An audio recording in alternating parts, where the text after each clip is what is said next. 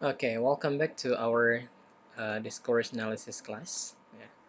Setelah sebelumnya, we discuss about the classification or contemporary classification of discourse. Today, we are going to continue. Ya, kita akan lanjutkan our discussion talking about these three terms yang sangat erat kaitannya dengan dunia discourse analysis itu sendiri. So the first one is we are going to talk about the context. Dan yang kedua adalah we are going to talk about interpretation. Dan yang terakhir, and I believe you know this one, we are going to talk about the intuition.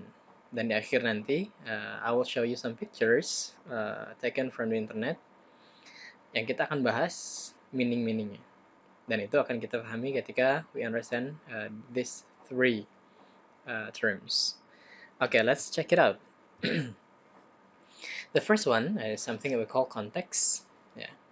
Context and comprehension, information from the immediate setting surrounding an item in a text and which provides information. Ya, jadi yang namanya konteks itu sifatnya adalah from the immediate setting surrounding an item in a text. Jadi immediate setting langsung yang berada di sekeliling items dalam sebuah teks yang kemarin sudah kita bahas teks itu apa. And provides information yang kemudian immediate setting tadi memberikan information. Informasi, gunanya apa informasinya? That can be used to understand the meaning of an item. Yang bisa membuat kita memahami atau mengerti meaning dari teks tersebut. Ya, terus yang namanya konteks itu seperti apa? Ini penjelasannya. Such clues may be lexical or grammatical. Clue-nya bisa berupa pilihan kata secara leksikal atau secara grammar, secara pilihan kata, penggunaan modal, auxiliary misalnya, atau penggunaan jenis kata kerjanya. Nah, itu bisa menjadi bagian dari konteksnya. In speech context, clues include the verbal. Nah, jadi kalau secara speech context itu dia meliputi verbal. Lalu ada paralinguistics, itu berkaitan dengan speech sounds, tone, nada, tinggi, rendah, bahasa tubuh, dan sejenisnya. And non-verbal signs, dan semua yang tidak berkaitan dengan verbal atau ucapan, signs, tanda-tanda. That helps speakers understand the full meaning of a speaker's entrance in context. Yang kemudian itu bisa memberikan pemahaman atau pengertian atau kemampuan untuk getting the meaning oleh si pendengar yang berasal dari speaker's utterance. Jadi semua informasi termasuk bahasa tubuh, segala macam lokasi bahkan itu juga masuk ke dalam kategori konteks. Yang kemudian itu akan memberi information that can be used to understand the meaning.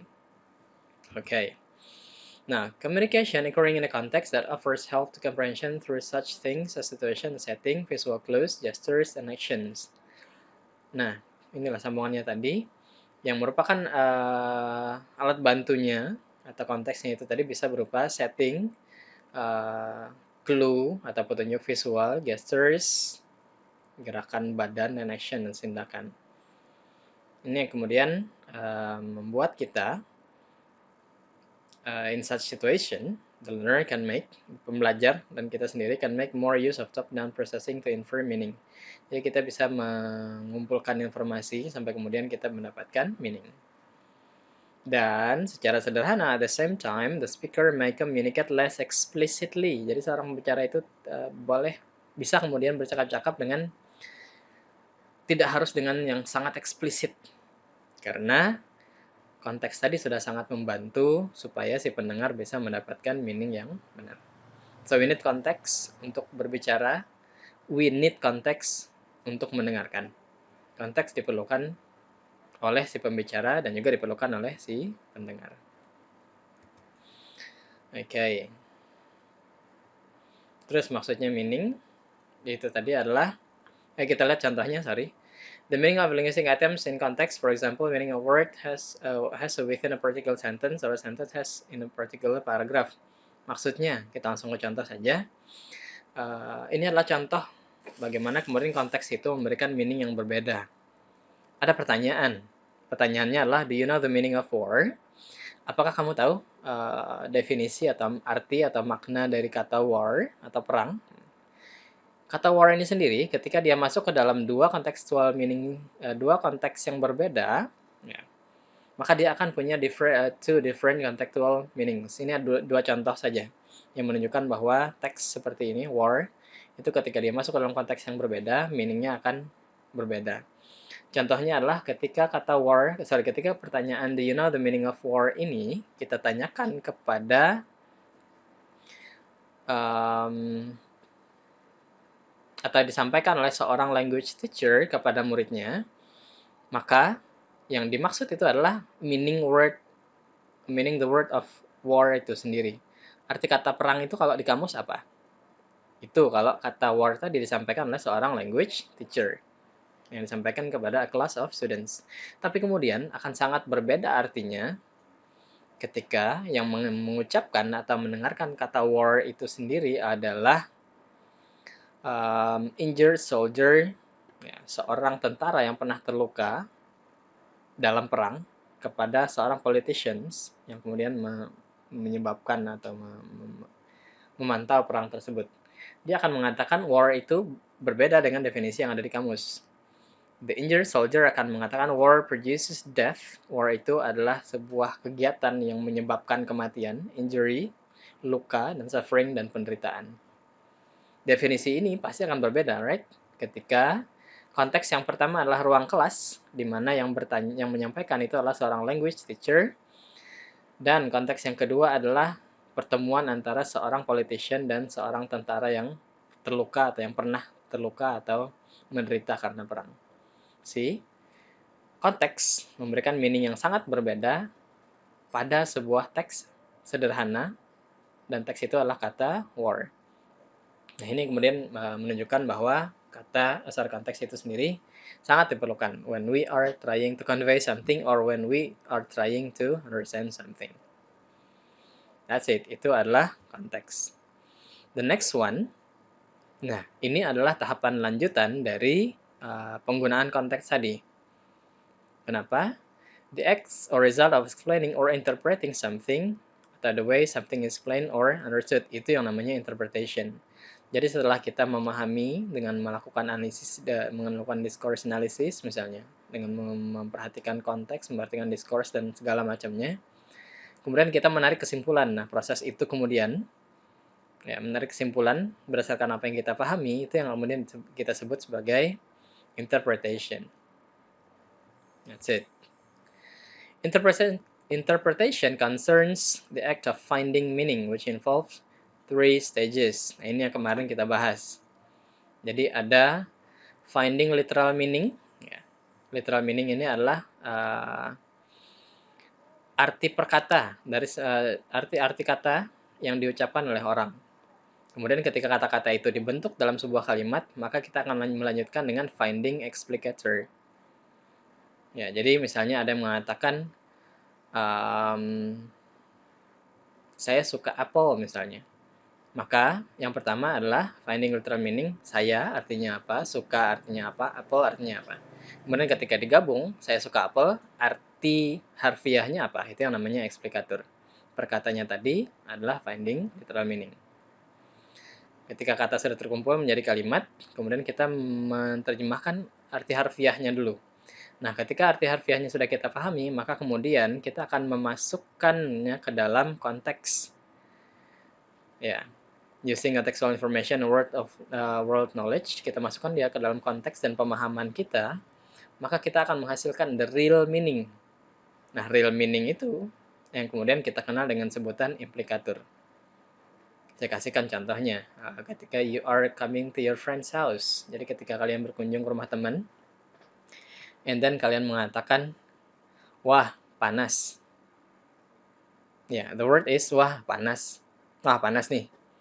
And then, proses interpretation-nya pertama-tama adalah kita, si pendengar pasti akan mikir ada kata, wah, panas nih. Wah, itu adalah interjection. Kemudian panas, itu menunjukkan kata sifat yang menunjukkan kondisi. Nih, itu adalah imbuhan yang membuat bahasanya tidak begitu resmi. Ketika digabung, Ya, ketika digabung, kemudian kita bisa menemukan eksplikatornya. Oh, orang ini tadi sedang mengatakan bahwa ruangan ini panas. Tapi kemudian kita akan berpikir, kenapa orang tersebut mengatakan, wah panas nih.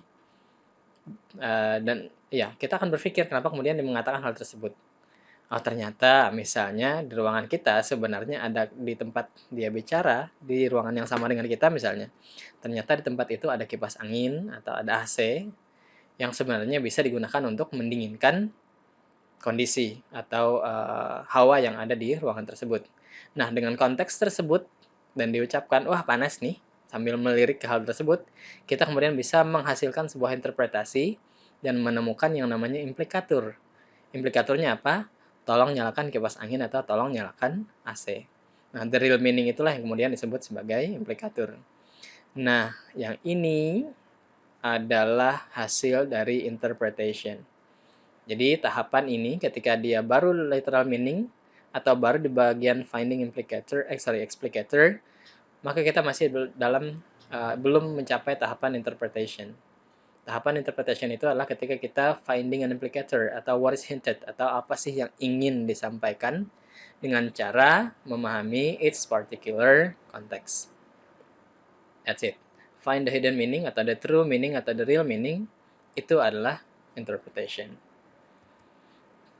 Nah, yang selanjutnya adalah something that we call intuition. Intuition is a process that gives us the ability to know something directly without analytic reasoning, bridging the gap between the conscious and non-conscious parts of our mind and also between instinct and reason. Our discomfort with the idea of relying on our instinct is based on millennia of cultural prejudice. Secara sederhana, ya, intuition itu adalah proses that kita mengerti atau memahami something itu secara langsung tanpa harus menganalisis. Beda dengan interpretation tadi. Harus ada reference, harus ada sumber yang menunjukkan bahwa itu meaningnya. Nah, kalau intuition seperti yang dia bilang ini, itu ada hubungannya dengan kayak semacam insting. Ya. Dan dia akan menghubungkan dengan yang reasonnya. Simply you can say, yang namanya intuition itu adalah, oh tiba-tiba langsung tahu atau tiba-tiba paham. Tanpa harus mikir. Itu yang namanya intuition. Directly dia. Without analytic reasoning. Ya. Kalau secara ilmiah, ya, ahli mengatakan our intuition comes from our spiritual core and can be felt. Ya, ini berasal dari spiritual core yang bisa dirasakan di bagian solar plexus area. Nanti kalau penasaran ini di bagian mana, silahkan di browsing saja, ketik solar plexus area, nanti akan muncul gambarnya. Ya, the waves of the intuition travel to the back brain. Itu dari area ini tadi, bagian perut sebenarnya. Ini kemudian diarahkan ke bagian otak bagian belakang. Kemudian mereka di-encoded into images dan kemudian dikirimkan ke otak bagian depan, di mana bagian itu ada speech, action, and thought arises. Kemudian kita ucapkan. Jadi kami something, and then we understand something, lalu kemudian kita sampaikan secara langsung. Ya. Terus masih penasaran kalau nggak mau ketemu mencari misalnya gambarnya ini, solar plexus itu tadi nama lainnya adalah celiac plexus. Itu adalah complex systems of radiating nerves, ya, sistem radiasi saraf dan ganglia. Lokasinya ada di mana? In the pit of the stomach in front of the aorta. Jadi ada di bagian perut. Ya, ini adalah bagian dari sympathetic nervous system. Jadi sistem saraf simpatetik kita. Dari sini kemudian dikirimkan ke otak. Pokoknya tiba-tiba kita langsung tahu. That is what we call intuition. Ya, seperti yang tadi disampaikan, intuition is the ability to know something without any proof. Nggak ada pembuktian, nggak ada pemikiran. Kadang-kadang, intuition itu sendiri dikenal dengan sebutan gut feeling. Nama lainnya tadi adalah instinct, atau yang agak sedikit horor adalah sixth sense. Ya, like our ability to reason, sometimes our intuition is accurate. Ya, sama seperti kemampuan kita untuk analisis. Yang namanya intuition itu kadang-kadang accurate, dan kadang-kadang tidak. Oke. Nah, sekarang, let's see. Can you find the meaning, interpretation, or intuition? Ada beberapa gambar, ada beberapa kata. Sekarang tentukan apakah kalian menjawabnya dengan menggunakan interpretation or intuition. The first picture is this one. Screw you, autocorrect. I'm getting a bit tired of your shirt. Ini kalau kalian hanya dalam tahapan literal meaning atau explicator, you are not going to understand this. Ya, karena di sini, sorry, ini aslinya kalau mau memahami adalah this is a kind of meme or a joke. Ini diucapkan tanpa bunyi of your shit. That's it, and then you got the meaning. Taunya dari mana? From the discourse, from the context. Ya. Tapi kalau yang tadi tiba-tiba langsung paham saja, langsung ketawa misalnya, and then you are using intuition. Tapi kalau yang menganalisis dengan menggunakan teks yang lainnya ini, that is interpretation. Yang kedua adalah, do you know the difference between a cat and a comma? Ya, ini kalau interpretation kalian akan memerlukan kemampuan phonetics and phonology, terutama berkaitan dengan pronunciation. One has a clause at the end of it, pause. Kenapa jadi it's a joke? Karena clause dengan clause ini bunyinya sama, pause ini sama dengan pause ini. Itu kalau interpretation. Tapi ketika kalian mendengarkan ini dan tiba-tiba kalian langsung ketawa tanpa harus mikir, that is right, that is intuition. Nah, selanjutnya ada beberapa gambar, you can pause and you can analyze that yourself. Kalau misalnya mau lebih memahami. Ini yang pertama, you can pause this one. Silahkan dipahami.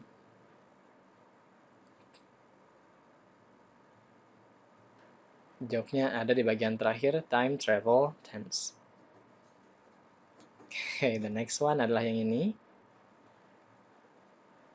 Try to understand this one. Anytime you think some other language is strange, remember that yours is just as strange. You're just used to it. Maksudnya, okay, try your ability in interpretation. Or you can use intuition. Oke, ini hanya bisa dipahami kalau kalian punya konteks berkaitan dengan phonetics and phonology. Coba diingat-ingat lagi and then try to understand and then laugh after that. Ini juga bisa dipahami berkaitan dengan pengucapan, dengan bunyi. Ini adalah joke linguistics actually. That's it. Ini juga akan bisa dipahami if you understand the discourse. Bisa dipahami kalau kalian sudah melakukan discourse analysis. Artinya apa? Guess yourself. Kalau bingung, you can ask in the comment or something. Ya. Ini juga. It is about pronunciation and also discourse analysis. Silakan di-pause if you want to find the meaning. Ini juga, but you have to, ya kalian harus punya pemahaman sedikit terkaitan dengan IPA, science, if you want to understand this, karena konteksnya adalah science joke, science and linguistics joke. Okay, that's it. Good luck for your lesson. Thank you for watching and mudah-mudahan bisa memberikan pemahaman. That's all and good luck.